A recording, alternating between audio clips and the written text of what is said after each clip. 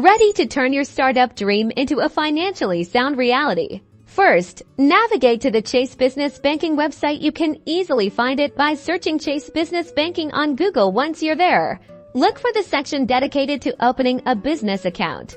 Next, gather your essential documents. This typically includes your employer identification number, WIN from the IRS, your business formation documents like your articles of incorporation or operating agreement, and personal identification such as your driver's license. Now, explore the different account options Chase offers. They have accounts tailored for various business needs, so carefully compare the features, fees, and transaction limits to find the one that best suits your startup. Consider options like Chase Business Complete Banking.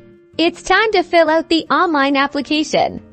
Provide accurate and complete information. You'll likely need to provide details about your business, ownership structure, and projected monthly transaction volume. Schedule an appointment with a Chase Business Specialist if you need personalized guidance for your application or have questions about specific products.